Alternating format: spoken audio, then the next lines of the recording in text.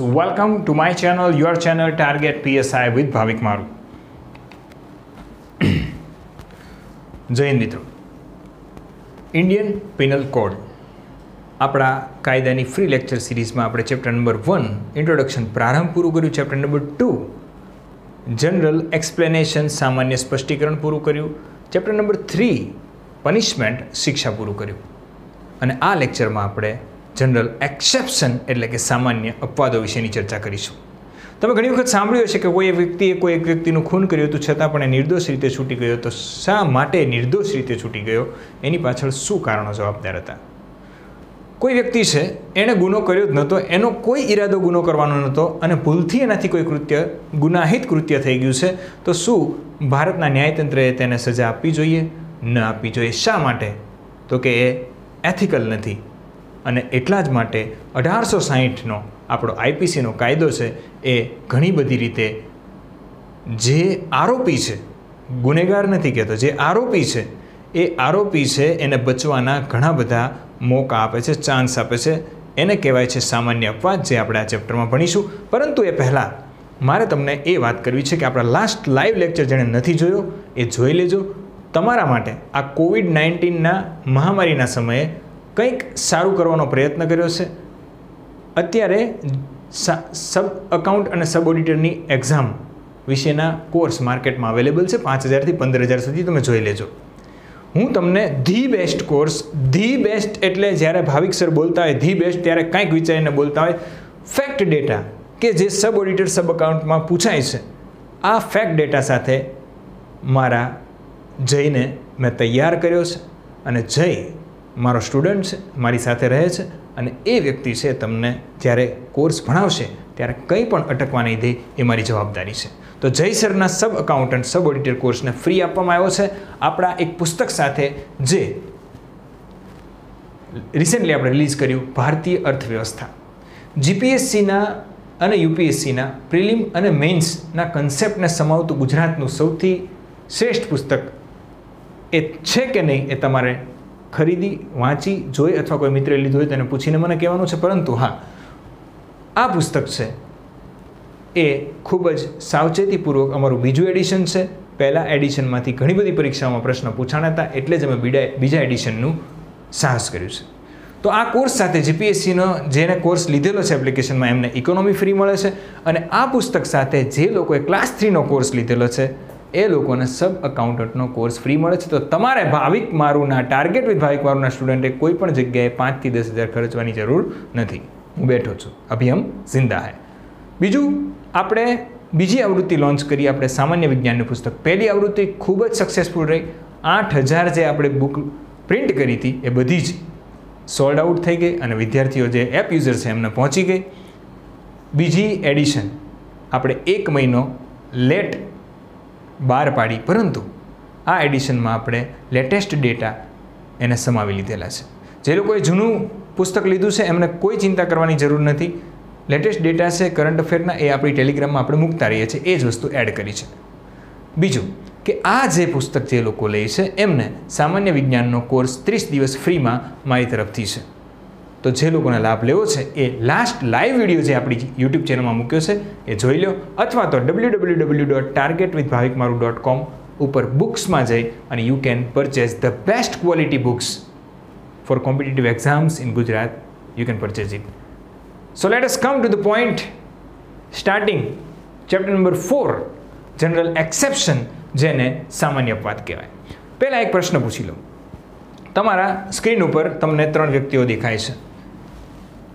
એક વ્યક્તિ છે જેનું નામ છે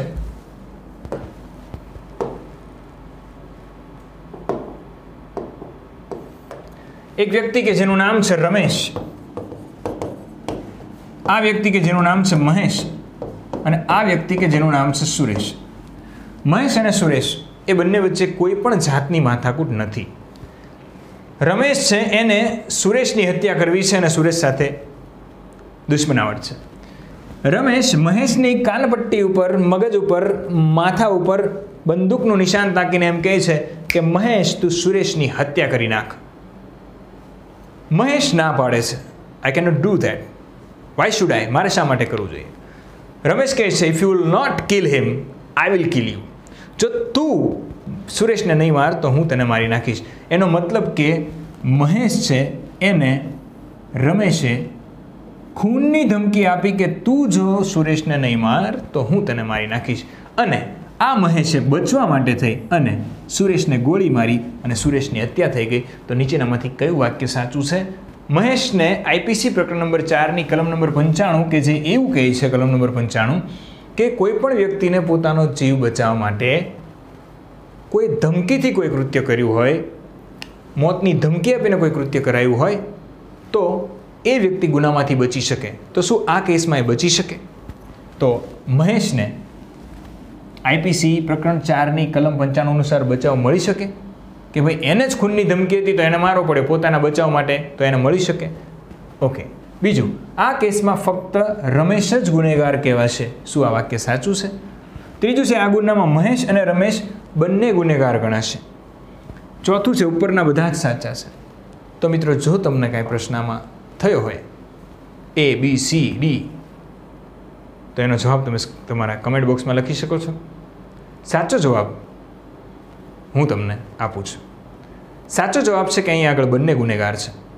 કારણ કે આપણે કલમ નંબર 95 જ્યારે ડિટેલમાં જોઈશું ત્યારે હું તમને સમજાવીશ કે કોઈ પણ વ્યક્તિને ધમકી મળી હોય અને કોઈ ગુનાહિત કૃત્ય કરે છે તો એને બચાવ મળી શકે છે, પરંતુ એની એક લિમિટ છે.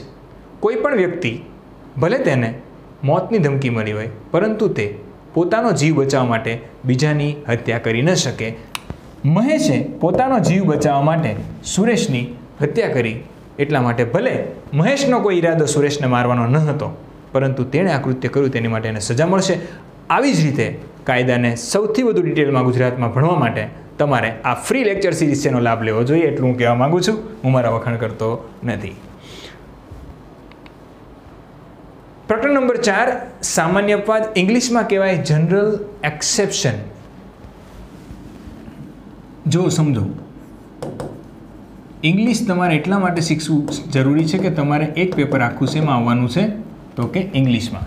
General exception. એક શબ્દ તમે સાંભળ્યો છે, એક્સેપ્ટ. એક્સેપ્ટ એટલે સ્વીકારવું.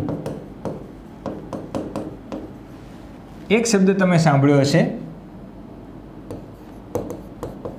એક્સપેક્ટ, આશા રાખવી, એક્સપેક્ટેશન.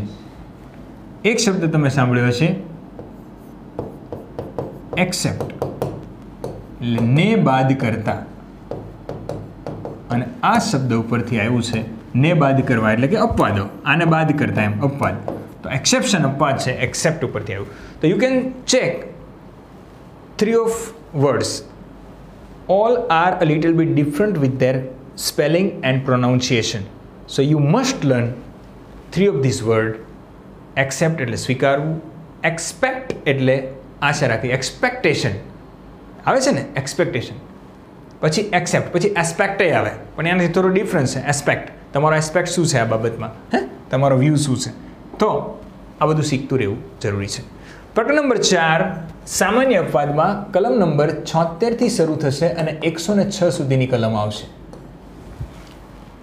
જેમાં 76 થી 95 નંબરની જે કલમ છે એમાં સામાન્ય અપવાદ આપ્યા છે એના જનરલ બચાવ માટેના, કે કોઈ પણ ગુનામાંથી બચવા માટે કયા કયા બચાવ છે. તો ગુનામાંથી બચવાની રીતો આપી છે. અને 96 થી લઈ અને 106 સુધી સ્વ બચાવ આપ્યો છે, કે પોતાનો જીવ બચાવ, પોતાની શરીર બચાવ, પોતાની રક્ષા કરવા માટે જે સ્વ બચાવ છે એ 96 થી 106માં આપ્યા છે. આમાં જ મિલકતના બચાવને પણ સમાવી લેવામાં આવ્યો છે. તો સ્વ બચાવમાં વ્યક્તિ ક્યાં સુધી જઈ શકે તેની ચર્ચાઓ પણ આપણને આ જ પ્રકરણમાં મળશે. તો અહીંયાથી પ્રશ્ન બને છે કે પ્રકરણ નંબર 4 એનું નામ સામાન્ય અપવાદ છે. પરીક્ષામાં પૂછાય કે સામાન્ય અપવાદ કયા પ્રકરણમાં છે, તો પ્રકરણ નંબર 4માં. મેં તમને પ્રકરણો તો ડિટેલમાં ગોખાઈ નાખ્યા છે, વારંવાર ચર્ચા કરીશ એટલા માટે કે આમાંથી એક પ્રશ્ન આવવાનો છે. ફટાફટ ચલો ચર્ચા કરી લઈએ. પ્રકરણ નંબર 1 પ્રારંભ, પ્રકરણ નંબર 2 સામાન્ય સ્પષ્ટીકરણ, પ્રકરણ નંબર 3 શિક્ષા, સામાન્ય અપવાદ, દુષ્પ્રેરણ, 5A ગુનાહિત કાવતરું, 6 રાજ્ય વિરુદ્ધના ગુનાઓ, 7 સૈન્ય યાદ રાખવાનું, 7 સૈન્ય, સૈન્ય ઉપરથી ભૂમિદળ, હવાઈદળ, નૌકાદળ વિરુદ્ધના ગુનાઓ, 8 યાદ રાખવાનું કે ભાઈ ભૂમિદળ, નૌકાદળ, હવાઈદળના લોકો આવે તો જાહેર શાંતિ સુલેહ ખોરવાઈ જાય, તો 8માં જાહેર શાંતિ સુલેહ વિરુદ્ધના ગુનાઓ.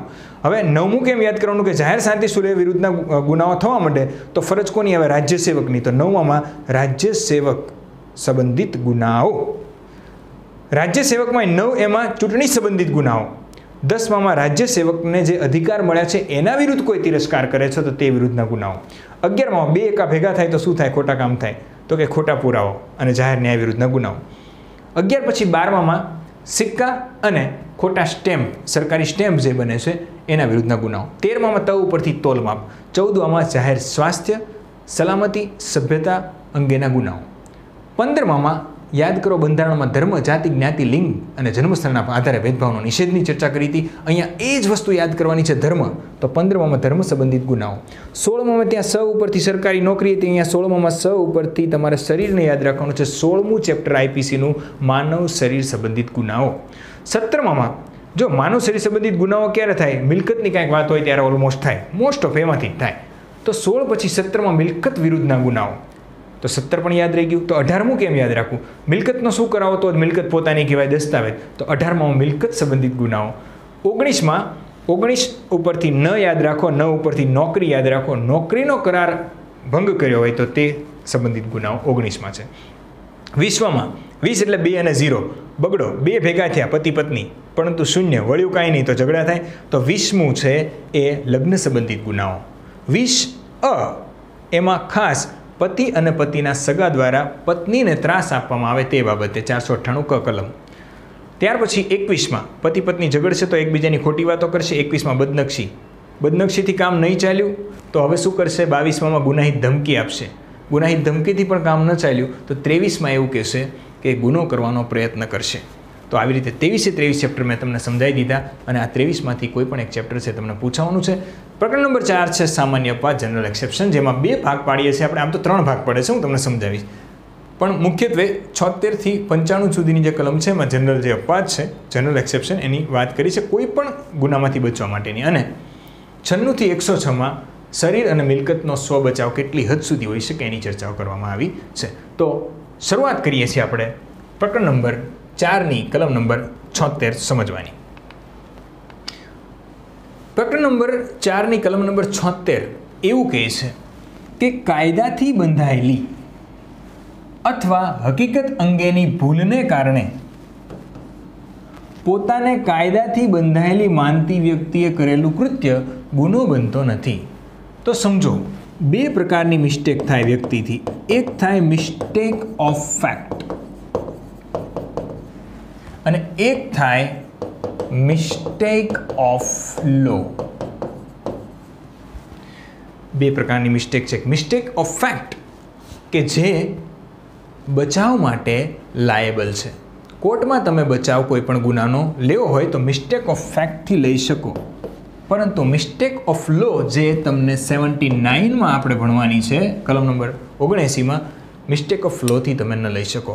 હું તમને એક ઉદાહરણ આપું, બહુ સિમ્પલ ઉદાહરણ આપું છું કે કાયદાથી કોઈ તમારી ભૂલ થાય તો તમને બચાવ ન મળે, પરંતુ ફેક્ટના આધારે, સત્યતાના આધારે તમે કોઈ ભૂલ કરો છો કે તમને ખબર નથી, તમારો કોઈ ઇન્ટેન્શન નથી, ફેક્ટના આધારે ભૂલ થાય છે, તો તમે એમાંથી બચવા માટે લાયેબલ છો, એટલે કે તમે કોર્ટમાંથી બચી શકો. સમજો, આ શબ્દોને ઘડીક ભૂલી જાઓ. કાયદાથી બંધાયેલી અથવા હકીકત અંગેની ભૂલના કારણે. તો જો હું તમને એક સિમ્પલ ઉદાહરણ આપું, એક છોકરી છે રિંકી અને એક છોકરો છે મુન્નો. મુન્નો છે એનો ક્લાસમાંથી છૂટવાનો ટાઈમ સાંજના રોજ 5 વાગ્યાનો છે અને રિંકી છે એ એક બીજા ક્લાસમાં જાય છે જેનો છૂટવાનો ટાઈમ પણ 5 વાગ્યાનો છે સાંજના. હવે રોજ બંને એક સમયે જ છૂટે છે, બંને એક જ BRTSમાં આવે છે અને બંનેનું રહેવાનું એક જ એરિયામાં છે, વસ્ત્રાપુરમાં. હવે રિંકી આવીને બસમાં બેઠે છે, બાજુમાં જ મુન્નો આવીને બેસી જાય છે. બીજા દિવસે એવું થાય, ત્રીજા દિવસે, ઘણા દિવસ સુધી થાય છે. એટલે રિંકીને શંકા જાય છે કે આ મુન્નો છે એ મારો પીછો કરે છે. એટલે રિંકી કાયદા જાણતી હતી. એટલે રિંકીએ કોર્ટમાં મતલબ પોલીસ સ્ટેશને જઈને ફરિયાદ કરી કે મુન્નો છે એ મારો પીછો કરે છે, he is chasing me, he is following me. એટલા માટે પોલીસે અહીંયા આગળ છેડતીની કલમ 354D મુજબ મુન્નાને ધરપકડ કરી. કોર્ટમાં કેસ ચાલુ થયો. મુન્નો એવું કહે છે કે સાહેબ મને આ સ્ત્રી છે કોણ છે એ ખબર નથી, હા મેં જોયેલી છે, પરંતુ એ જે એવું કહે છે કે હું રોજ એનો પીછો કરું છું ને મારી ઉપર છેડતીની જે કલમ નાખી છે તો એ ખોટી છે. તો એનો વકીલ કહે છે, સમજાવશે જજને કે સાહેબ મારો અસીલ 5 વાગે છૂટે છે, આ બેન પણ 5 વાગે છૂટે છે, બંનેનું ઘર વસ્ત્રાપુર છે, 5 વાગ્યાની જે BRTS છે બંનેની સેમ છે, અને આ વ્યક્તિ છે એ હકીકત જે એની સાથે છે એનાથી લઈને એનો પીછો થતો એવું લાગે છે. એટલે મારો અસીલ છે એ ચાય કરીને આ સ્ત્રીનો પીછો નથી કરતો, એટલે એની ઉપર લાગેલો આરોપ ખોટો છે, તમે એને દૂર કરો. અને કોર્ટ છે એ એને દૂર કરશે, કારણ કે અહીંયા આ બેનની મિસ્ટેક ઓફ ફેક્ટ છે, એ હકીકત અંગે જાણતી નથી. હકીકત એવી હતી કે મુન્નાનો અને એનો સમય સેમ હતો, બસે સેમ હતી, તો તું એ બસમાં બેઠી એક તો મારો મુન્નો કેમ ન બેસી શકે? તો આવી રીતે ભૂલમાં કોઈની ઉપર આરોપ ન મુકાય. This is mistake of facts. અને મુન્નો છે એ કોર્ટમાંથી બચી જાય છે. હી ઇઝ લાયબલ, બરાબર, to take protection. A liable છે બચાવ લેવા માટે, અને એને છોડી આપે છે. પરંતુ હવે સમજો કે મિસ્ટેક ઓફ લો, કાયદાની ભૂલ થઈ હોય તો મુન્નો છૂટી કેમ ન શકે? સમજો કે મુન્નો 2010માં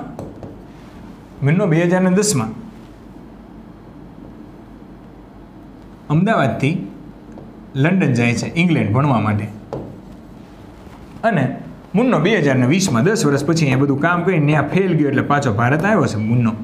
ઓકે, ઇન્ડિયા આવે છે પાછો. હવે ઘડી પહેલો કેસ હતો એને આપણે ફેરવીને વાત કરીએ. હવે મુન્નો છે એ આ રિંકી નામની એક છોકરી છે એને ગમી જાય છે, એટલે રિંકીની પાછળ એ રોજ પીછો કરે છે. કોઈ એને મારતો નથી, ટપલી નથી અડાડતો, કાંઈ એની વિરુદ્ધમાં એટલું ખરાબ નથી કરતો, પણ મુન્નો છે એ રિંકીની પાછળ પીછો કરે છે, એ પાકું છે. રિંકીએ 2-3 વાર ઇગ્નોર કરી, પણ મુન્નો બિચારો પ્રેમમાં પડી ગયો એવું લાગે છે. પણ મુન્નો છે એ સમજતો નથી કે જ્યારે સ્ત્રીની સંમતિ ન હોય તો એને પ્રેમ કરવો પણ એ ગુનો બને છે. સમજી લેજો, દરેક મુન્નાઓને કહી દઉં છું કે સ્ત્રીની સંમતિ નથી તો તમે એ વસ્તુ ના કરી શકો. હા, સ્ત્રીની સંમતિ હોય તો તમે એને ચેસ કરો, ફોલો કરો, you can propose him, you can marry him, it is not a crime. But if she doesn't like that you following him, you should not. હવે રિંકી મુન્ના વિરુદ્ધ કેસ કરે છે કે આ વ્યક્તિ મારી પાછળ રોજ પીછો કરે છે. હવે કોર્ટમાં જાય છે મુન્નો, અને મુન્નો એમ કહે છે કે ભાઈ હું જ્યારે 2010માં હતો ત્યારે કોઈ પણ ભારતનો કોઈ પણ એવો કાયદો નહોતો કે જેમાં પુરુષ સ્ત્રીનો પીછો કરે તો એ ગુનો બની જાય. તો આ કાયદો તો 2015માં બન્યો હતો, તો હું તો એ વખતે હતો નહીં, એટલે મને કાયદા વિશે જાણ નથી, એટલે મને છોડી દો. તો શું કોર્ટ એને છોડી દેશે? ના. આ શું કહેવાય? મિસ્ટેક ઓફ લો. એનો મતલબ છે કે તમે હકીકતથી કોઈ વસ્તુમાં તમારી ભૂલ થતી હોય તો તમને કોર્ટ છોડશે, પરંતુ તમે એમ ન કહો કે ગુજરાતમાં આવીને કોઈ વ્યક્તિ દારૂ પી છે, ચલો ગુજરાતમાં કોઈ વ્યક્તિ આવ્યો આંધ્રપ્રદેશથી, બરાબર, આંધ્રપ્રદેશથી કોઈ હૈદરાબાદથી કોઈ વ્યક્તિ આવ્યો છે, ગુજરાતમાં બેઠો છે, પાર્ટી કરે છે, દારૂ પીવે છે, પોલીસ પકડી જાય છે અને એમ કે આંધ્રપ્રદેશમાં તો ખુલ્લેઆમ પીવું છું, હવે તમારા ગુજરાતમાં દારૂ બંધી છે એ મને કાયદા વિશે નથી ખબર, તો તમારે મને છોડવો પડે. કોર્ટ કહેશે ના, કારણ કે અહીંયા આગળ 79 નંબરની કલમ એવું કહે છે કે કાયદાથી જો બંધાયેલો વ્યક્તિ હશે અને એ કોઈ ભૂલ કરશે હકીકતની તો છોડીશું, પરંતુ મિસ્ટેક ઓફ લો, કાયદાની ભૂલથી તમે કોઈ રીતે બચી શકો નહીં. તો મિસ્ટેક ઓફ ફેક્ટ્સમાં તમે બચી શકો. મિસ્ટેક ઓફ લો, કાયદો તમે ન જાણતા હોય અને ભલે ગુનો કરો, તમે કાયદો નહોતા જાણતા ને ગુનો થઈ ગયો તો પણ એ ગુનો છે એની સજા તમને મળશે. એટલે કે ગુજરાતમાં દારૂબંધી છે એ તમે જાણતા હો અને ગુનો કરો તો ફસાઈ જ જશો, એ તો તમને ખબર. પણ બિચારો કોઈ બહારથી મહેમાન આવ્યો છે ગુજરાતમાં અને એ દારૂ પીવે છે, ખબર નથી એને, તો એવું ન કહી શકે કે મને ગુજરાતમાં કાયદા નશાબંધીનો કાયદો છે એના વિશે નોલેજ નથી તો મને છોડી દો. ના. Is it clear? ઓકે. તો આ આટલું લાંબુ ઉદાહરણ આપવા પાછળનું એક જ કારણ, લાઈફમાં તમને નહીં ભૂલાય કે હકીકતની ભૂલના કારણે કોઈ ભૂલ થઈ જાય છે તો છોડી શકો. હવે સમજો આ શું કહે છે, કોઈ વ્યક્તિ કાયદાથી બંધાયેલી હોય અથવા એણે હકીકત અંગેની ભૂલને કારણે પોતાને કાયદાથી બંધાયેલી માનતી વ્યક્તિ છે એણે કરેલું કૃત્ય, એટલે કે એક પોલીસ છે. જો નથિંગ ઇઝ એન ઓફેન્સ, એ કૃત્ય ગુનો નથી. Which is done by a person who is or who by reason of a mistake of fact and not by reason of mistake of law in good faith believes him to be bound by law to do it. શુદ્ધ બુદ્ધિથી કોઈ કૃત્ય કર્યું હોય અને એમાં હકીકતની ભૂલ હોય તો એ વ્યક્તિ છે એને આપણે છોડી શકીએ. પરંતુ ભલે શુદ્ધ બુદ્ધિથી કર્યું હોય પરંતુ એને કાયદા અંગેની ખબર નથી ને કાયદાની ભૂલ છે તો એને છોડી શકીએ નહીં. શુદ્ધ બુદ્ધિ કઈ કલમમાં આવે? જલ્દી લખો. શુદ્ધ બુદ્ધિ, બુદ્ધિ બુદ્ધિ બ બુદ્ધિ બ બુદ્ધિ. યાદ કરો. યાદ છે? ચલો કમેન્ટ કરો. મેં તમને એક લિંક આપી દીધી, બુદ્ધિ બ 52 સમથિંગ. ઓકે. હવે આપણે 52 ભણ્યા છીએ ને, કે ભૂલી ગયા તમે? તો હું તમને એક ઉદાહરણ આપું. બીજું એક ઉદાહરણ આપું. કાયદાથી બંધાયેલી વ્યક્તિનું ઉદાહરણ આપું. હવે આ કોઈ વ્યક્તિ છે વિરમસિંહ. વિરમસિંહ છે, એને એના પોલીસ સ્ટેશનમાંથી એક રાજુ નામના વ્યક્તિને પકડવા મોકલ્યો. હવે રાજુ જેવો જ દેખાતો એક વ્યક્તિ, એનું નામય રાજુ. ગલ્લે પૂછ્યું કે ભાઈ રાજુ કોણ છે? તો ગલ્લાવાળાએ કીધું કે આ રાજુ છે. એટલે વિરમસિંહે રાજુને પકડ્યો. ખરેખર આ રાજુને પકડવાનો હતો. વિરમસિંહે રાજુને પકડ્યો, સીધો લઈ ગયા પોલીસ સ્ટેશને અને એને મૂકી દીધો. એટલે ઇન્કવાયરીમાં સાબિત થયું તરત જ કે ભાઈ આ રાજુને નહોતો લાવવાનો, આનું નામ આનું નામ રાજુ જ છે. મને ગલ્લાવાળાએ બતાવ્યા એના પાડોશીએ. વાત સાચી, એનું નામ રાજુ છે, પરંતુ આ એ ગુનેગાર નથી. આને છોડી મૂકો. આપણે તો ઓલા રાજુને પકડવાનો છે તો હતો જ નહીં ઘરે, તું બીજા રાજુને લઈને આવ્યો છો. તો કે હાલો છોડી દઈ. પણ આ રાજુ છે એ વિરમસિંહની ઉપર કેસ કરશે કે મને એણે મારી બદનક્ષી કરી, મને જેમ ફાવે એમ બોલ્યો, મને પકડી ગયા એટલે મને ગેરકાયદેસર અવરોધ કર્યો, મારું કામ કરતો તો એ અટકાવ્યું. તો આ પોલીસ સ્ટેશનમાં વિરમસિંહ વિરુદ્ધ ફરિયાદ કરે છે. બીજા પોલીસ સ્ટેશનમાં જાય વિરમસિંહ વિરુદ્ધ. તો કોર્ટમાં વિરમસિંહ છે ગુનેગાર સાબિત થાય ન થાય? કેમ? એ મિસ્ટેક ઓફ ફેક્ટનો બિચારો શિકાર બની ગયો છે. એને રાજુને પકડવો હતો, આનું નામ પણ રાજુ હતું, એ જ સોસાયટીમાં એ જ વંડામાં રહેતો હતો, આની જેવો જ દેખાતો હતો, અને આ રાજુને પકડીને આવ્યો. વિરમસિંહનો કોઈ ઈરાદો નહોતો કે આ રાજુને હેરાન કરવો. એટલા માટે અહીંયા આગળ જે વિરમસિંહની ભૂલ થઈ એ મિસ્ટેક ઓફ ફેક્ટ થઈ છે, મિસ્ટેક ઓફ લો નથી થઈ. અને મિસ્ટેક ઓફ ફેક્ટ છે, it is liable to take protection in the court. તો આ વ્યક્તિ ભલે વિરમસિંહ વિરુદ્ધ કેસ કરે, પણ વિરમસિંહ બિચારો કાયદાથી બંધાયેલો હતો. એ પકડવા જતો હતો એક આરોપીને, અને આરોપીનું નામ પણ સેમ હતું. એણે મિસ્ટેક ઓફ ફેક્ટ, એની હકીકતની બિચારાની ભૂલ થઈ છે. આના કારણે તેને વિરમસિંહને છોડવો પડશે. આટલી મોટી કલમ 15 મિનિટ સુધી મેં ભણાવી. દરેક કલમ આવી રીતે ભણશો તો એક જ વાર ભણવી પડશે ને લાઈફ ટાઈમ ભૂલ તમારી મિસ્ટેક ઓફ ફેક્ટ પણ નહીં થાય, મિસ્ટેક ઓફ લો પણ નહીં થાય. આગળ વધીએ છીએ. કલમ નંબર 76 પછી કલમ નંબર 77 યાદ રાખવાની છે.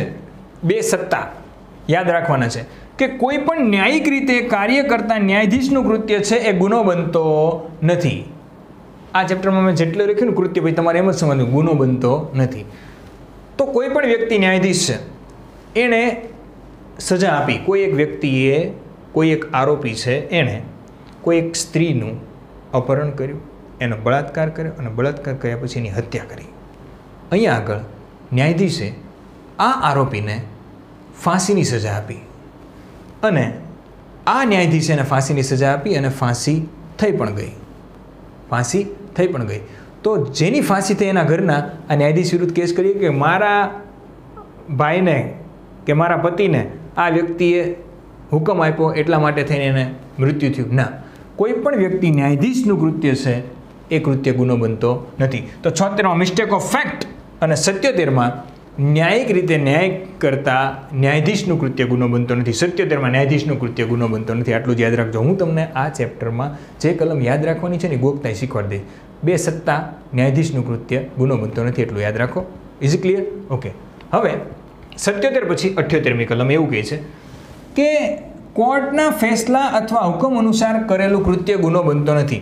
હવે સમજો કે કોર્ટમાં કોઈ ચુકાદો આવી ગયો અને એ ચુકાદા મુજબ કોઈ પોલીસને રિમાન્ડ 3rd ડિગ્રી રિમાન્ડ આપવાની કીધી અને ઓલા પોલીસે એને માર્યો, પોલીસને કીધું જ હોય બરાબર કે આને તમારે રિમાન્ડ લેવાની છે, તો એ પોલીસે કૃત્ય કર્યું એ ગુનો બનતો નથી, કારણ કે એને ન્યાયાધીશે કીધેલું હોય તો જ એ કરે.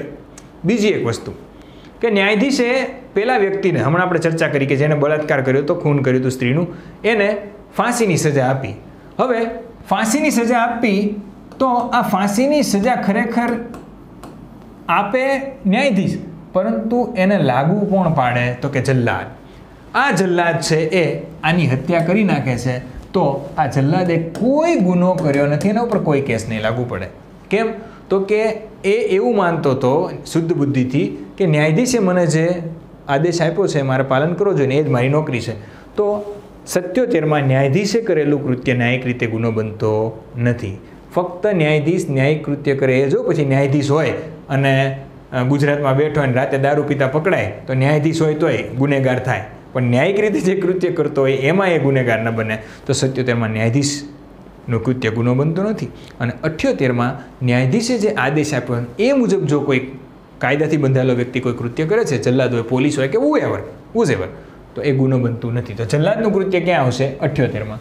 તો 76માં મિસ્ટેક ઓફ ફેક્ટ, હકીકતની અંગે ભૂલ કરેલી.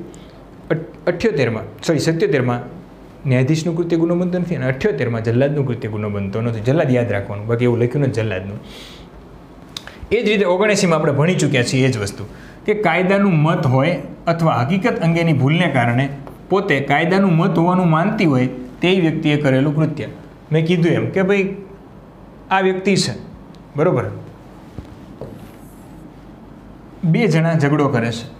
શું કરે છે? 2 જણા ઝઘડો કરે છે અને એ 2 જણા ઝઘડો કરે છે અને આ પોલીસ અધિકારી છે એ ઝઘડો એનો સ્ટોપ કરવા માટે સમજો કે આ વ્યક્તિ છે એને પકડી અને એ લઈ જાય છે પોલીસ સ્ટેશને, પણ ખરેખર આ ગુનેગાર હતો પણ આ ઇનોસન્ટ દેખાતો હતો, તો આ પોલીસે આને છોડી અને આને લઈ ગયો.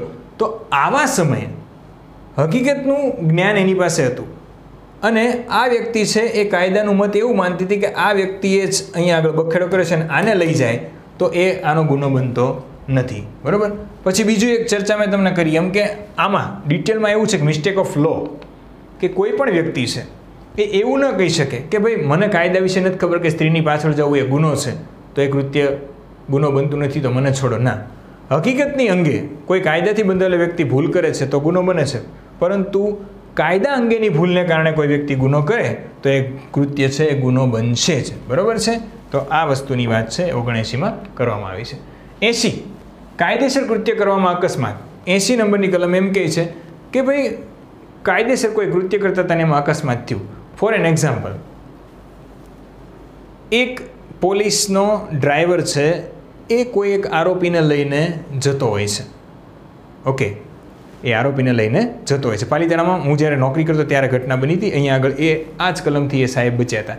એક એએસઆઈ છે એ ગાડી લઈ અને જેલથી કોર્ટે જતા હતા. ઓકે, અને આ વખતે એક્સિડન્ટ થયું અને એક્સિડન્ટમાં આ જે એએસઆઈ સાહેબ છે એને ખાલી વાગ્યું અને બિચારો આરોપી છે એ એની એક્સિડન્ટ થયો, એને માથામાં વાગ્યું અને મૃત્યુ પામ્યો. હવે આરોપીએ કોઈ બહુ ગંભીર ગુનો નહોતો કર્યો એટલે મેં બિચારો કીધો. હવે અહીંયા આગળ એએસઆઈ છે, શું એણે ગુનો કર્યો? નહીં. એ શું કરતો હતો? કાયદેસર રીતે એ કૃત્ય કરતો હતો, પોતાનું એને જે કામ હતું એ કૃત્ય કરતો હતો અને એમાં એક્સિડન્ટ થઈને પડી ગયો તો વાગ્યું તો એમાં એએસઆઈનો કોઈ વાંક નથી. બીજું એક ઉદાહરણ આપું સામાન્ય જીવનમાં. એ તો કાયદાથી બંધાયેલા વ્યક્તિનું ઉદાહરણ આપ્યું. સામાન્ય જીવનમાં ઉદાહરણ આપ્યું કે કાયદેસર રીતે 2 વ્યક્તિ કામ કરે છે. અહીંયાથી કુવાડી મારે છે, કુવાડી. હવે ભૂલથી આ કુવાડી છે અને એનું મથાળું છે એ આના માથામાં વાગી ગયું અને આ માણસ અહીંયા મરી ગયો. તો અહીંયા આનો કોઈ ઇન્ટેન્શન નહોતો કે આને મારી નાખો. એ કાયદેસર રીતે એને જે કામ મળ્યું તે કામ કરતો હતો. હવે અહીંયા આગળ કાયદેસર રીતે કૃત્ય કરવામાં ભૂલથી આ વ્યક્તિ છે એનું મૃત્યુ થઈ ગયું, તો અહીંયા આગળ આ વ્યક્તિ છે એ ગુનેગાર સાબિત ન થાય, એને કોર્ટમાંથી સામાન્ય અપવાદ મુજબ બચવાનો હક મળશે. He is liable. ઓકે, તો કાયદેસર રીતે કૃત્ય કરવામાં જો અકસ્માત થાય, આને શું કહેવાય? અકસ્માત. There was not any intention to kill this person. બરાબર? It was done by accidentally. કે કુહાડીનો મથાનો ભાગ છે એ મારતો તો અહીંયા પણ છટકીને સીધો આને વાગ્યો, આ મરી ગયો. તો કાયદેસર રીતે કોઈ તમે કૃત્ય કરતા હોય એ સરકારી હોય કે ઘરે હોય, એમાં કોઈ અકસ્માત થઈ જાય જેમાં તમારો ઈરાદો ન હોવો જોઈએ સામેવાળી વ્યક્તિને મારવાનો, તો એ કૃત્ય છે એ ગુનો બનતું નથી. તમને બચાવનો હક મળશે, કોર્ટમાંથી તમને છોડી દેશે ભલે કોઈ પણ વ્યક્તિનું મૃત્યુ થઈ ગયું હોય. તો કાયદેસર રીતે કાયદેસરના ઉપાયો દ્વારા અને યોગ્ય કાળજી અને સાવચેતીથી કોઈ કાયદેસરનું કૃત્ય કરતા અકસ્માત અથવા દુર્ભાગ્યથી અને ગુનાહિત ઈરાદા અથવા જાણકારી વિના, ઈરાદો હતો જ નહીં, જાણકારી વિના કોઈ કૃત્ય અચાનક ગુનો બની જાય છે, ખબર જ નથી, તો એ ગુનામાંથી બચી શકશો. એ ગુનો નથી. ક્યાં કીધું છે? 80 નંબરની કલમમાં. કલમ નંબર 81 એવું કહે છે કે જે કૃત્યથી હાનિ થવાનો સંભવ હોય, ખબર જ હોય કે હાનિ થશે તેવું પણ ગુનાહિત ઈરાદા વિના અને બીજી હાનિ થતી અટકાવવા માટે કરેલું કૃત્ય એ ગુનો બનતો નથી. શું કહે છે? ન સમજાણું? ચલો હું એટલા માટે તો શું સમજાવવા માટે, સમજો કે એક સ્ટીમર છે, આ સ્ટીમર છે અને અહીંયા આગળ એક ગામ છે જે અત્યારે દેખાતું નથી કારણ કે આપણને સામેની બાજુ જ દેખાય, કેમેરાની આ બાજુ ના દેખાય. તો સમજો કે આ કેમેરાની આ બાજુ પાછળ બહુ મોટું ગામ છે. હવે આ સ્ટીમર છે ફૂલ સ્પીડમાં આવે છે, એની બ્રેક છે એ ફેલ થઈ ગઈ છે અથવા તો એ કાબૂમાં નથી. તો હવે આ વ્યક્તિ છે, આના જે કેપ્ટન છે, શિપના શું હોય કેપ્ટન, આ કેપ્ટન છે એ અહીંયા આગળથી આમ ગામમાં આવવાના બદલે અહીંયા આગળ પડેલી 2 સ્ટીમરો છે કે જે ખાલી પડી છે, જેમાં કદાચ હોય તો એના ક્રૂ મેમ્બર હોય, બીજા કોઈ પેસેન્જર નથી, અને અહીંયા આગળ તો આખું ગામ છે.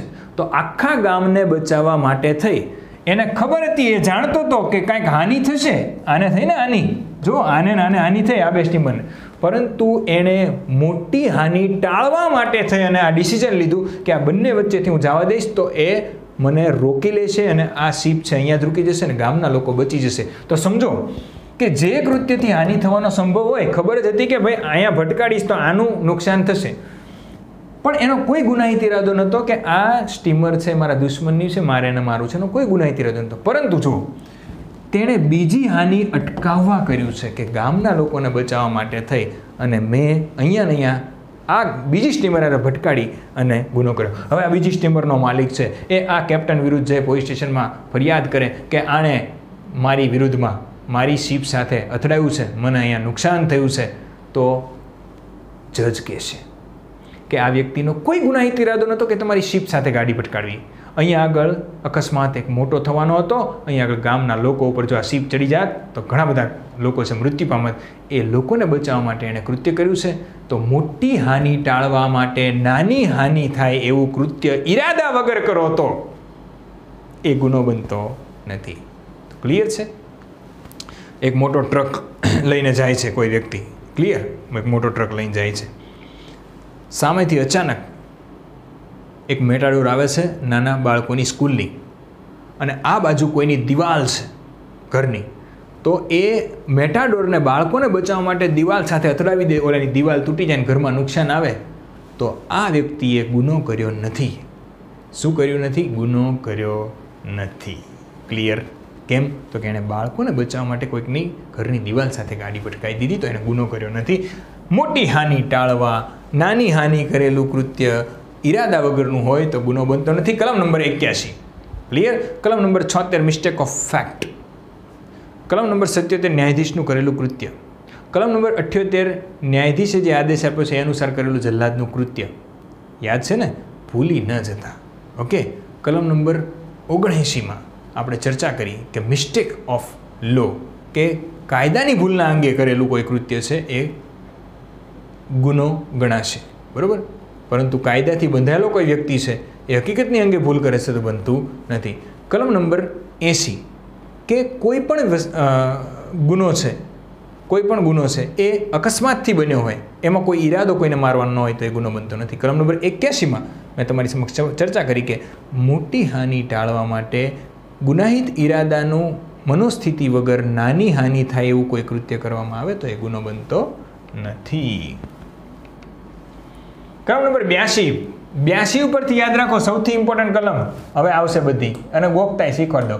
82માં બાળક, 82માં બાળક, 82 બાળક બ, 82 બાળક બ, 82 ને 83 બંને બાળકની છે એટલે એક જ પીપીટીમાં લખી છે. આમ તો બંધારણની અનુસાર જોવા જઈએ તો 14 વર્ષથી નીચેના આપણે બાળક કહીએ છીએ, પરંતુ અહીંયા આગળ તમારે એવું યાદ રાખવાનું છે કે 7 વર્ષથી નીચેની વયના બાળકે કરેલું કોઈ પણ કૃત્ય એ ગુનાહિત હોવા છતાં ગુનો બનતું નથી. કારણ કે 7 વર્ષથી નાનું બાળક છે એને ખબર જ નથી હોતી કે ગુનો કોને કહેવાય. 7 વર્ષથી નાનો વ્યક્તિ છે એ પોતાની રીતે એટલો કેપેબલ છે જ નહીં કે શું કરવું શું ન કરવું એની એને ભાન હોય. તો 82માં બાળક કે કરેલું કૃત્ય ગુનો બનતો નથી. આ બાળક છે એને એમ હતું કે આ તો ગન છે અને એ ગન સમજી અને રમવાના ઈરાદે એણે ભૂલથી કોઈ બીજા બાળક, સમજો કે એક PSIનો બાળક છે, પોલીસ સબ ઇન્સ્પેક્ટર તમે બધા બનો તો ધ્યાન રાખજો, તમારી ગન છે ને બહુ ઠેકાણે રાખજો. ઘણા બધા કિસ્સાઓ મેં મારી નજર સામે જોયેલા છે. એમાં 2 કિસ્સા તો ખાસ કહું છું કે નજર સામે જોયેલા છે કે PSIની ગન છે એણે એના ઘરમાં રાખી હતી અને એની પત્ની સાથે પીધા પછી ઘણી વખત ઝઘડો થતો એની પત્નીએ જાતે લઈને ગન મારી દીધી હતી. એક PSI રાજકોટમાં ભૂલથી એણે નશામાં આવી અને એની પત્નીને ગન મારી દીધી હતી. બાળક દ્વારા પણ જૂનાગઢમાં ફાયરિંગ થયેલું PSIના જ બાળક દ્વારા, અને એ ફાયરિંગમાં PSIના પિતા છે એને હાથ ઉપર ગોળી વાગી ગઈ હતી.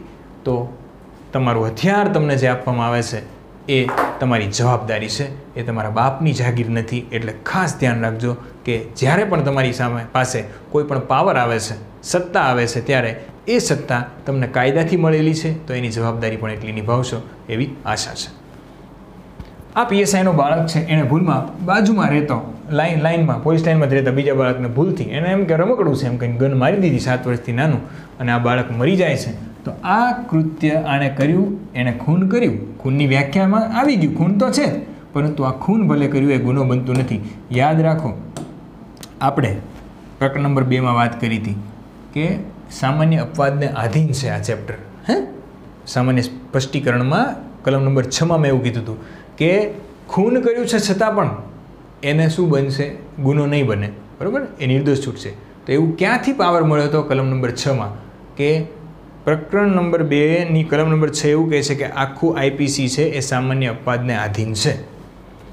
તો 7 વર્ષથી નાનું અંદરના બાળકે કરેલું કૃત્ય ગુનો બનતું નથી. પણ મિત્રો 7થી વધુ અને 12થી ઓછી વર્ષનો બાળક હોય અને એણે કોઈ કૃત્ય કર્યું છે તો એ ગુનો બને. તો એની આગળ 2 વસ્તુ છે. પેલું કે આ બાળક છે 12 વર્ષથી નાનો એ અપરિપક્વ હોય છે, પોતાની જાતે નિર્ણય લઈ શકે એવો હોવો જોઈએ નહીં. એની પાસે ગુનાહિત મનોસ્થિતિ છે, એની સમજણ જ એને હોવી ન જોઈએ. તો જ 12 વર્ષથી નીચેના બાળકે કરેલું કૃત્ય, 7થી 12 વર્ષ વચ્ચેના બાળકે કરેલું કૃત્ય ગુનો બનતું નથી.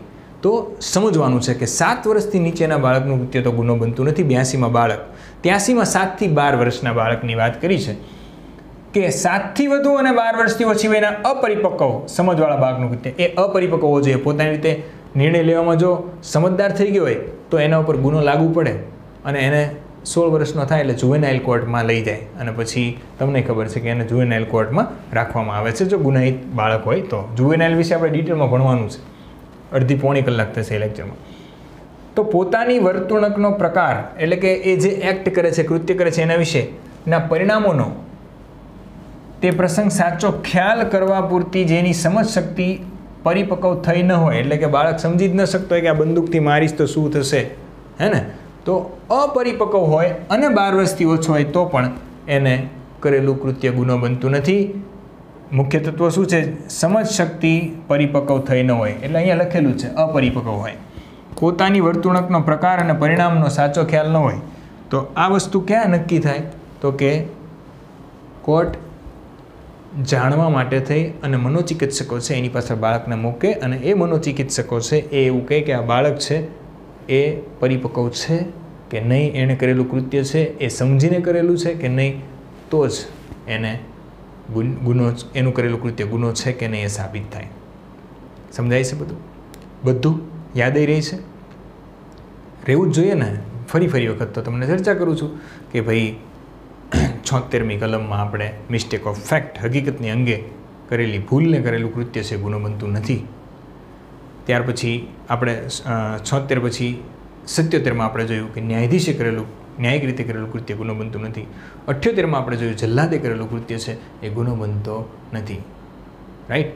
79માં આપણે 80ની ચર્ચા કરી. 79માં મિસ્ટેક ઓફ લો જોયું, કાયદાનું ભૂલને અંગે કરેલું કૃત્ય ગુનો બને છે. 80માં આપણે જોયું કે અકસ્માતથી કરેલું કૃત્ય ગુનો બનતું નથી, ભૂલથી થઈ ગયેલું હોય, જેમાં ઇન્ટેન્શન ન હોય, ઈરાદો ન હોય. પછી આપણે જોયું 81માં 80માં આપણે જોયું અકસ્માતનું, અને 81માં આપણે ચર્ચા કરી કે ભાઈ મોટી હાનિ ટાળવા માટે નાની હાનિ થાય એવું કરેલું કૃત્ય છે એ ગુનો બનતું નથી. 82માં બ ઉપરથી બાળક, 83માં 7 વર્ષથી નાનું બાળક, અને 83માં 7 થી 12 વર્ષ. તો હું તમને ગોખતાય શીખવાડું છું, કેમ કે મને ખબર છે કે તમારી પરીક્ષા જોઈ લો. बुलाती है मगर जाने का नहीं, अगर गए तो ऐसा हाल कर देगी. बुलाती है मगर जाने का नहीं, अगर गए तो ऐसा हाल कर देगी. क्यों? क्योंकि ये पागल है, अस्थिर मगजનું. તો 82માં બાળક, 83માં 7 થી 12 વર્ષનું બાળક, અને 84માં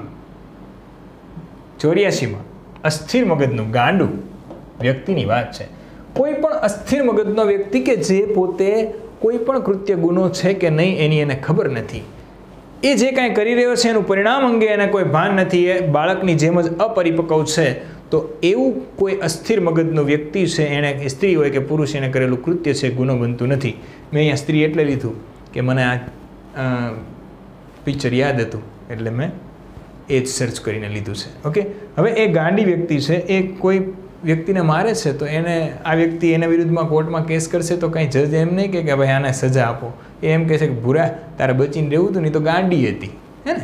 તો 82માં બાળક 7 વર્ષથી નાનું હોય તો કૃત્ય ગુનો બનતું નથી. 83માં 7 થી 12 વર્ષનું બાળક, પરંતુ એ પરિપક્વ ન હોય તો જ ગુનો બનતું નથી, પરિપક્વ હોય તો ગુનો બને, જુવેનાઇલ કોર્ટ. 84માં અસ્થિર મગજના વ્યક્તિએ કરેલું કૃત્ય ગુનો બનતું નથી. 85માં પીવું છે થોડુંક, 85માં પીધેલા વ્યક્તિએ કરેલું કૃત્ય ગુનો બનતું નથી. 85 પીધેલું, 82 બાળક. કેવું ભાવિક સર હાવ ઇઝી શીખવાડી દે. જો હું કંઈક નવું લાવ્યો છું, તમે દર વખતે પુરુષોને જ હાડ કરો કાં પીવામાં, તે હું કંઈ સ્ત્રીઓ નથી પીતી. હું તો જેન્ડર રેશિયોમાં માનું છું કે ભાઈ સ્ત્રી અને પુરુષ સમાન હોવા જોઈએ. હું કેટલી સ્ત્રીની સારી વાતો કરું છું ને, તો મારે પુરુષોની વાત નહીં કરવાની સારી, ભાઈઓને દુઃખ લાગી જાય. તો જો આ પીળા ટી શર્ટવાળી ભૂરી આ ધોળા ટી શર્ટવાળીના ભૂકા કાઢી રહી છે, તો આ સ્ત્રીએ ગુનો કર્યો, આ પીધેલી છે એણે ગુનો કર્યો. તો કે સાહેબ પીધેલી વ્યક્તિએ તો પીને જ ગુનો કર્યો અને પછી મારે છે તો ગુનો તો કર્યો જ છે. પણ સમજો ગુનો કર્યો હોય નહીં કર્યો હોય એ આપણને કેમ ખબર? કે એણે જે વસ્તુ પીધી છે એ એની મરજીથી પીધી છે કે કોઈએ એને જાણી જોઈ બળજબરીથી પીવરાવી છે, અથવા તો એનાથી છુપાઈને પીવરાવી છે. આ પીળી ટી શર્ટવાળી સ્ત્રી છે, એના સોડામાં નશીલો પદાર્થ આપીને એને ઠંડુ પીણું આપી અને એને દારૂ પીવરાવીને કીધું કે આને ધોઈ નાખવાની છે. તો હવે જો સમજો કે આ સ્ત્રી આ એ જ છે, એણે કોઈની મરજીથી નહીં પરંતુ હાથે જ પીધું, નશો જ કર્યો કે નહીં આપણે પીવું જ છે વોડકા, અને પછી એ મારે છે તો ગુનો કર્યો. એનો મતલબ સીધો જ એમ કહું છું કે કોઈ પણ વ્યક્તિ છે એને કોઈ વ્યક્તિ બળજબરીથી કંઈ નશો કરાવે છે, એ નશો વિશે અથવા તો એને ખબર નથી અને એને નશો કરાવે છે, અને એ એટલા નશામાં છે કે નશામાં એની પાસે કોઈ ગુનાહિત કૃત્ય કોઈ આ વ્યક્તિ કરાવે છે, તો જો એણે બળજબરીથી કરાવ્યું છે અથવા એની જાણબાર કરાવ્યું છે તો આ વ્યક્તિ છે ગુનામાંથી બચી શકશે. She is liable. જો એને ફોર્સફુલી અથવા તો એની જાણબાર કોઈ ટોક્સિક એટલે કે નશાવાળું કોઈ પદાર્થ છે પીવરાવવામાં આવ્યો હોય. તો 82માં બાળક અને 85માં પીધલી હાલત. ઓકે. તો જો હું કહું એમ આ વ્યક્તિ છે પોતે આમ ટેસ્ટથી દારૂ પીને જ તે કૃત્ય કરે છે, દારૂ પીને જ ખેલ કરે છે, તો એણે ગુનો કર્યો છે. પરંતુ સમજો કે આ વ્યક્તિએ આ સ્ત્રી છે એનામાં કાંઈક ભેળવી દીધું છે અને આને ખબર જ નથી અને એણે પી લીધું છે, તો એનો કૃત્ય ગુનો બનતો નથી. પરંતુ જાતે નશો કર્યો હોય અને પછી તમે કાંઈ કૃત્ય કરો ને એમ કહી દો કે હું તો નશાની હાલતમાં હતી કે હતો, મને કાંઈ યાદ નથી, પણ તે દારૂ પીધો હતો અને દારૂ પીધા પછી તને એ તો જાણ હતી જ કે આવું કાંઈ કૃત્ય ગુનાહિત થાય, તો જાતે દારૂ પીને કોઈ પણ જાતે કાંઈ નશો કરીને કોઈ પણ ગુનો કરો છો તો એની સજા મળશે. પરંતુ તમને તમારી જાણ બહાર અથવા તો તમને બળજબરીથી કોઈ વ્યક્તિ નશો કરાવે અને પછી તમે કોઈ કૃત્ય કરો છો તો ગુનો બનતો નથી. બહુ સિમ્પલ છે. થોડું લાંબુ થઈ ગયું કેમ કે મહેનત બહુ કરું હું પીપીટી બનાવવામાં. આવી પીપીટી બનાવતા કેટલી વાર લાગે? You can just go and search all this data from Google. It will take too much time and I do it in free for you just because I want most of my students to be successful in next police sub inspector, assistant sub inspector or police constable examination. Is it clear? Hope it's clear. 85 પોતાની ઈચ્છા વિરુદ્ધ કરાયેલા નશાના કારણે નિર્ણય ન કરી શકે તેવી વ્યક્તિએ કરેલું કૃત્ય.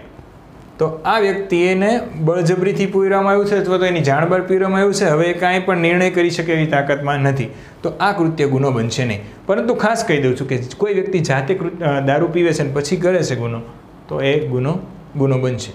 86 નશામાં હોય તેવી વ્યક્તિએ કરેલ ગુનો જેમાં ખાસ ઈરાદો અથવા જાણકારી હોવી આવશ્યક છે. આ વ્યક્તિને ઈરાદો જ હતો એનો કે ભાઈ મારે દારૂ પીવું છે અને એણે જાણકારી હતી કે દારૂ પીશ તો આ થશે, તો આ બચી શકે નહીં, પરંતુ આ બચી શકે. ક્લિયર? ઓકે.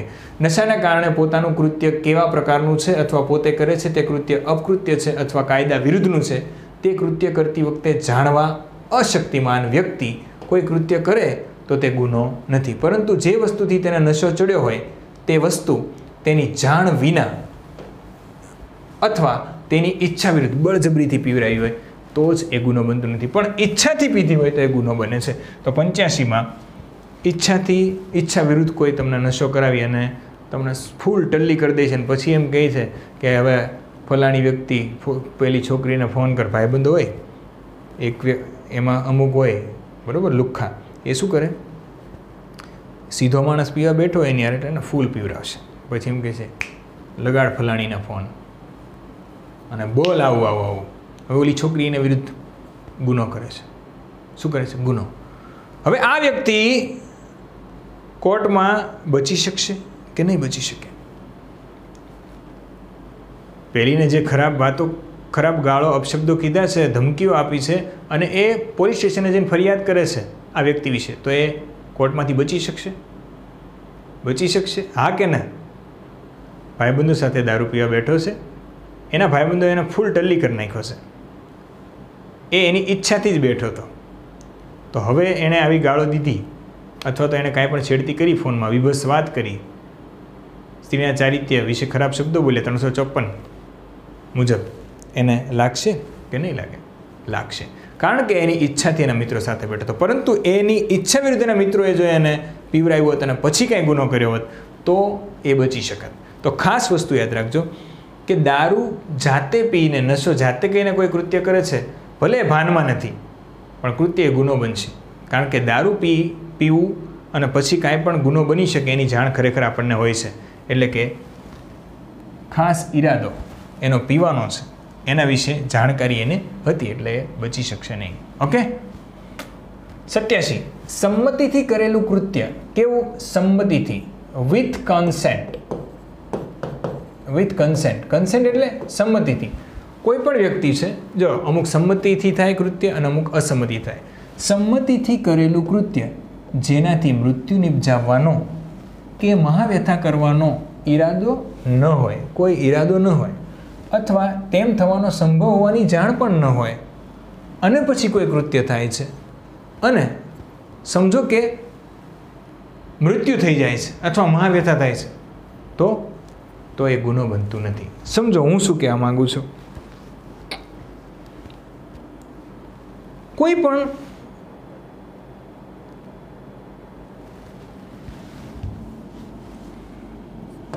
એ નામનો વ્યક્તિ છે,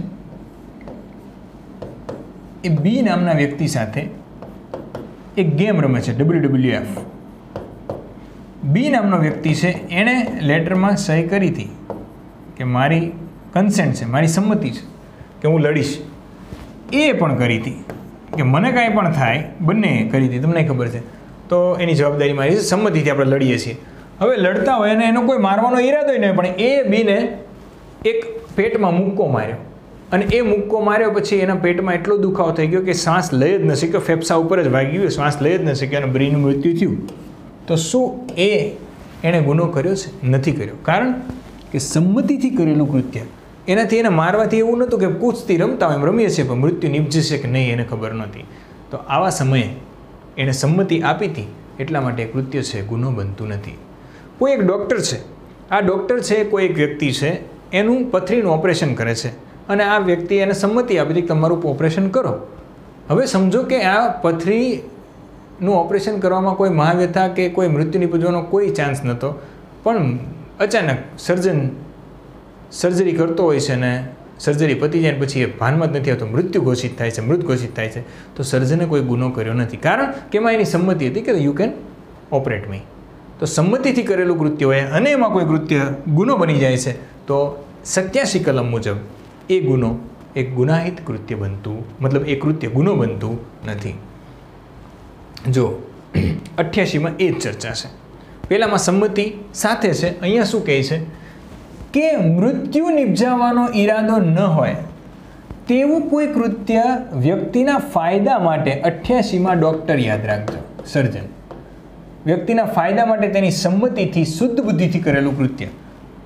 હવે સમજો કે ડૉક્ટર છે, એણે કોઈ વ્યક્તિ ઉપર એને બચાવવા માટે એને ઓપરેટ કર્યો, સર્જરી કરી, પણ એ વ્યક્તિ બચ્યો નહીં. એની સંમતિ પણ હતી, એના ઘરનાની પણ સંમતિ હતી, એ બચ્યો નહીં. તો એણે કોઈ ગુનો કર્યો નથી, કારણ કે શુદ્ધ બુદ્ધિથી એણે કૃત્ય કર્યું હતું. એનો બચાવવાનો એનો ઈરાદો હતો, એનો ઈરાદો એને મારવાનો નહોતો. તો સિમ્પલ સમજી શકો કે આવું કૃત્ય ગુનો બને નહીં. આ તો બહુ સિમ્પલ અને કોમન વસ્તુ છે. અને પાછું જો વિથ કોન્સેન્ટ છે, સંમતિથી કરેલું કૃત્ય. એટલે ડૉક્ટર તમને સહી કરાવતા હોય છે અમુક વખતે. ક્લિયર? તો 85માં પીધેલા આપણે જોયું, રાઈટ? અને 86માં ઈરાદો ન હોવો જોઈએ એની ચર્ચા કરી. 87 આપણે ચર્ચા કરી કે સંમતિથી કરેલું કૃત્યમાં કોઈ ગુનાહિત મહાવ્યથા કે મૃત્યુ નિપજાવવાનો કોઈ આશય ન હતો અને કોઈ કૃત્ય ગુનો બની જાય છે તો એ ગુનો બનતું નથી. 88માં આપણે ડૉક્ટરની સ્પેશિયલ કલમ યાદ રાખશું કે કોઈ પણ સર્જને કોઈ પણ વ્યક્તિ ઉપર કરેલી સર્જરીના અંતે એ વ્યક્તિનું મૃત્યુ થાય છે તો ડૉક્ટરે કરેલું કૃત્ય એ ખૂન કે મૃત્યુ ગણાતું નથી. ક્રમ નંબર 89, કોઈ બાળક અથવા પાગલ વ્યક્તિ. જો 89માં શું કહેવા માંગે છે? કોઈ બાળક, આપણે બાળકની તો અલગથી કલમ જોઈ નાખી. 82માં બાળક યાદ રાખો, 82 બાળક, અને અહીંયા આપણે જોઈ લીધું કે પાગલ વ્યક્તિ અસ્થિર મગજનો. 84માં અસ્થિર મગજના વ્યક્તિને, બરાબર. પણ હવે એવું કહે છે 89 નંબર, કોઈ બાળક અથવા પાગલ વ્યક્તિ છે એના ફાયદા માટે તેના વાલીએ અથવા વાલીની સંમતિથી શુદ્ધ બુદ્ધિએ કરેલું કૃત્ય. હવે કોઈ બાળક છે, સમજો આ શું કહેવા માંગે છે. કોઈ બાળક છે, એણે ગળામાં ભૂલથી કોઈ રમકડું છે એને નાખી દીધું.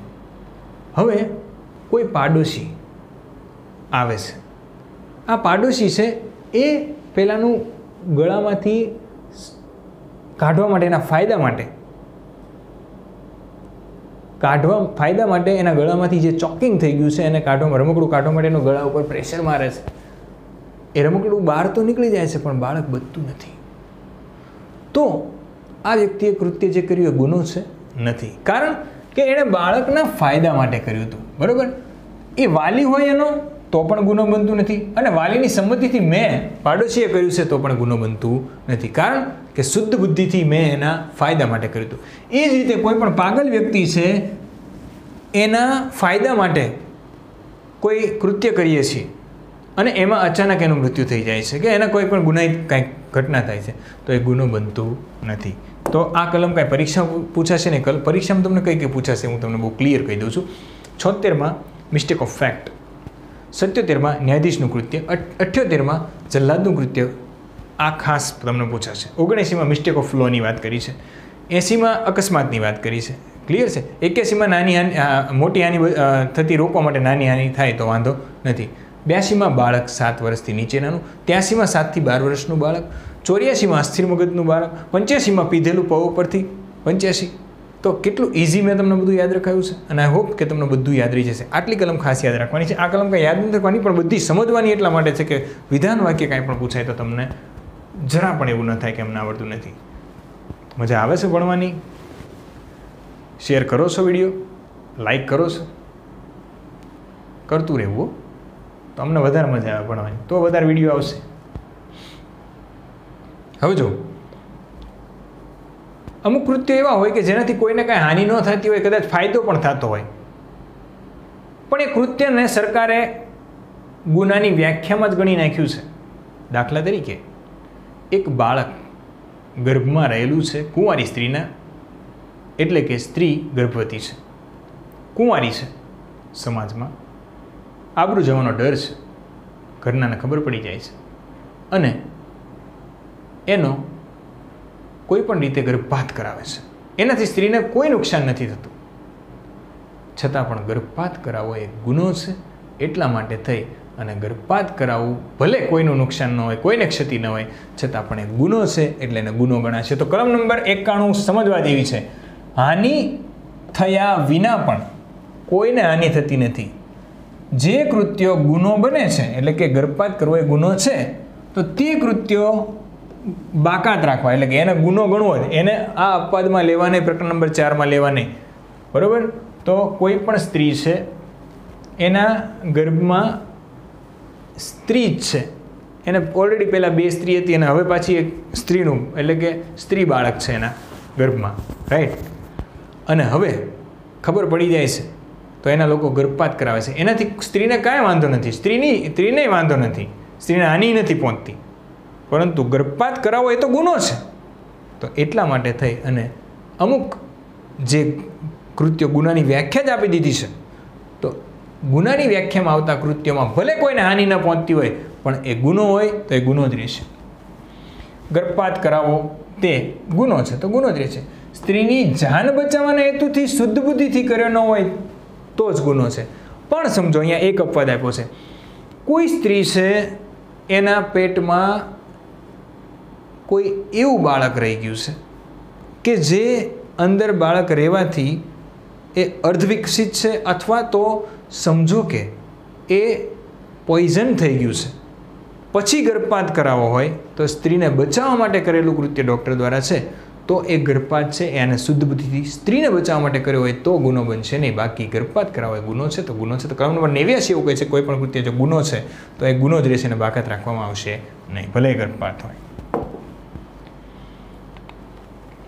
કોઈ વ્યક્તિના ફાયદા માટે તેની સંમતિ વિના શુદ્ધ બુદ્ધિથી કરેલું કૃત્ય. હવે સમજો કે આ 2 ફ્રેન્ડ છે, એક ઝાડથી જમ્પ મારતા હતા, એમાં ભૂલથી પડી ગયો અને આ વ્યક્તિ છે એને અહીંયા આગળ આંખની નીચે એક ખિલ્લી ખૂતી ગઈ, સમજો. તો બીજો ભાઈબંધ શું કરશે? મૂંઝાણો, આંખની ખિલ્લી, પેલો રાડો પાડે છે. આ વ્યક્તિ છે એને ડરમાં આંખની ખિલ્લી છે એ ખેંચી નાખી અને પહેલા વ્યક્તિની આંખમાં દેખાતું 2-4 દિવસ પછી બંધ થઈ ગયું, અથવા તો દવાખાને લઈ ગયા ઓપરેશન પછી બંધ થઈ ગયું. તો હવે આ વ્યક્તિ આના ઉપર એવો ગુનો ન લગાડે કે આણે ફાસ્ટથી ખેંચી એટલે મારી આંખ વહી ગઈ. કેમ? તો કે કોઈ વ્યક્તિના ફાયદા માટે તેની સંમતિ વિના, ભલે એની સંમતિ નથી લીધી, વિધાઉટ કન્સેન્ટ, સંમતિ વિના શુદ્ધ બુદ્ધિથી કરેલું કૃત્ય છે ગુનો બનતું નથી. ઓકે? તો અમુક વખતે એવી પરિસ્થિતિ બને કે તાત્કાલિક ડિસિઝન લેવાનો હોય ત્યારે કોઈની સંમતિ લેવા રૂકાવાનું હોતું નથી, તો એ કૃત્ય ગુનો બનતું નથી. તો સંમતિ કે સંમતિ વગર શુદ્ધ બુદ્ધિથી કોઈ પણ વ્યક્તિના ફાયદા માટે કરેલું કૃત્ય છે એ ગુનો બનતું નથી. Is it clear? I hope it's clear. કલમ નંબર 93 શુદ્ધ બુદ્ધિથી જણાવેલી બાબત. સમજો કે એક ડૉક્ટર છે, એ એક સ્ત્રીને એવું કહે છે કે તમને તમારા લંગમાં કેન્સર છે અને હવે તમારી પાસે ફક્ત 1 મહિનો જ છે. આ મહિનામાં તમારે જે કાંઈ કરવું હોય એ કરી નાખજો, તમારા કોઈના સારા માટે કરવું હોય તો. હવે સમજો આ વ્યક્તિને એટલા માટે એવું કીધું કે 1 જ મહિનો છે, તો 1 મહિનામાં એને જે કાંઈ કામ કરવાનું છે કરી શકે ને, કે 1 મહિના પછી મરી જવાનું છે. હવે આ વ્યક્તિ, આ ડૉક્ટરે એને કીધું અને આ વ્યક્તિ એવું સાંભળીને કે ઓહ 1 જ મહિનામાં મરી જવાની, એટેક આવી ગયો ને આ સ્ત્રી મરી ગઈ, તો શું આણે ગુનો કર્યો છે? ના, આણે ગુનો કર્યો નથી. આણે શુદ્ધ બુદ્ધિથી વાત જણાવી હતી કે તમને કેન્સર છે અને એ એવા સ્ટેજમાં પહોંચી છે કે હવે તમે 1 જ મહિનો જીવી શકશો. તો કોઈ પણ વ્યક્તિને શુદ્ધ બુદ્ધિથી જણાવેલી હકીકત હોય અને એ પછી કોઈ ગુનો બની જાય તો એ ગુનો નથી. સમજો તો આ તો ડૉક્ટરની મેં વાત કરી. હું છું, મારો કોઈ ફ્રેન્ડ મારી સાથે હતો, એક્સિડન્ટ થયું અને એની ડેથ થઈ ગઈ રસ્તામાં, અને હવે હું એના ઘરે જઈ એના પપ્પાને ધ્રુજતો એમ કહું છું કે અંકલ XYZની એક્સિડન્ટમાં હત્યા થઈ ગઈ, અને અંકલને એટેક આવી જાય છે. તો એમને એટેક આવ્યો, એમને જે મૃત્યુ થયું એનો ગુનેગાર હું નથી. એના ઘરના મારી ઉપર કેસ કરે તો પણ કોર્ટ છોડી દેશે મને, કેમ કે મેં તો શુદ્ધ બુદ્ધિથી કર્યું હતું, મારે જાણ કરવી એ મારી ફરજ હતી. તો શુદ્ધ બુદ્ધિથી કોઈ પણ વ્યક્તિને કોઈ જાણ કરી છે, ડૉક્ટર હોય કે મેં હોય કે તમે હોય, તો એ કૃત્ય ગુનો બનતું નથી. પણ ખાસ યાદ રાખજો, આમાં પણ એક વસ્તુ છે કે ડૉક્ટરે કોઈ પણ દર્દી છે એની મોતની જાણકારી પહેલાં એના સગા સંબંધી જે હાજર હોય એને આપવાની હોય. જો કોઈ ન હોય તો જ એ સીધી જણાવી શકે. એટલે કે મને કાંઈ થયું છે XYZ એવો જાનલેવા રોગ, તો સૌથી પહેલાં મારી પત્ની, મારા પિતા કે મારો ભાઈ કે કોઈ પણ જે હાજર છે ત્યાં એને કહેવું પડે, એનું કન્સન્ટ લેવું પડે. ડાયરેક્ટ મને કહી ન શકે. સમજો કે મારા ઘરના બધા ત્યાં છે, સહી કરી છે, કીધું પણ છે કે જે કાંઈ મને કહેજો, અને ભૂલથી ડૉક્ટર મને કહે છે ને માને એટેક આવી જાય છે ને ગોન, તો મારા ઘરના ડૉક્ટર વિરુદ્ધ ફરિયાદ કરી શકે. એટલે ખાસ યાદ રાખજો કે જ્યારે ડૉક્ટર છે એ કોઈ પણ દર્દીને પોતાના મોતની હકીકત જણાવે ત્યારે જ કે જ્યારે એના ઘરનાની સંમતિ હોય, એના ઘરના નો અવેલેબલ હોય એને જણાવે તો એ બચી શકે છે. કેટલું બધું યાર સર તમે બધું આ ડીપમાં શીખવાડો છો. જરૂરી છે? યસ, જરૂરી છે. આનાથી તમે બહુ જ સમજદાર બનશો. PSI તો પાસ થશો જ, સાથે PSI બન્યા પહેલાં પણ ઘણા હોશિયાર બની જશો. કોઈ વ્યક્તિએ શુદ્ધ બુદ્ધિ જણાવેલી કોઈ પણ બાબત જો તે વ્યક્તિના ફાયદા માટે જણાવી હોય, તેથી કંઈ હાનિ થાય એ કારણ તે ગુનો બનતો નથી. કદાચ હાનિ થઈ જાય, એટેક આવી જાય તો પણ ગુનો બનતો નથી.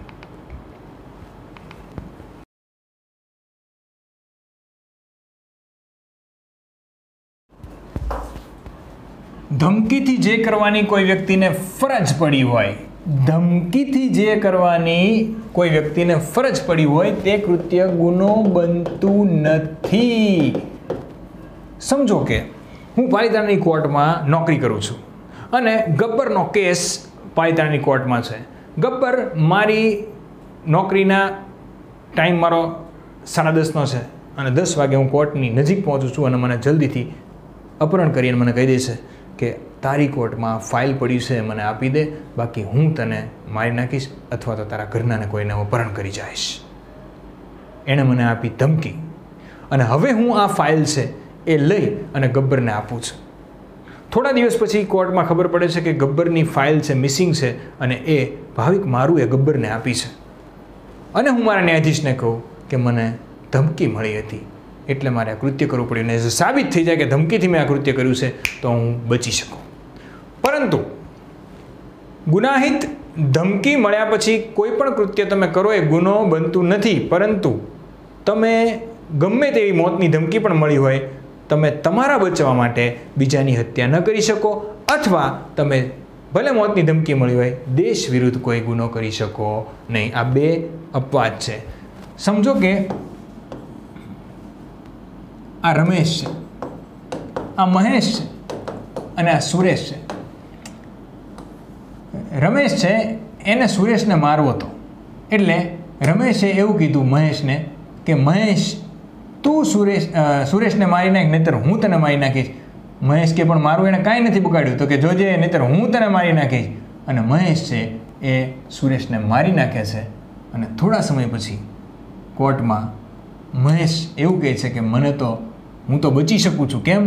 તો કે મને રમેશે મોતની ધમકી આપી હતી, હું ન મારત સુરેશને તો એ મને મારી નાખત, તો કોર્ટ એને છોડશે નહીં? છોડે. કેમ? તો કે અપવાદ એવું કહે છે કે કોઈ પણ વ્યક્તિને ભલે ગમે એટલી મોતની ધમકી મળી હોય, એ કૃત્ય કરે તો ગુનો બનતો નથી, પરંતુ એ કોઈને મારી ન શકે અથવા તો દેશ વિરુદ્ધ ગુનો કરી શકે નહીં. તો ખાસ યાદ રાખજો, આ કેસમાં મહેશ અને રમેશ અને મહેશ બંને ગુનેગાર છે, બંનેને સજા મળશે અને બંને વિરુદ્ધ ખૂનની ધમકી, ખૂનનો જ ગુનો લાગુ પડશે.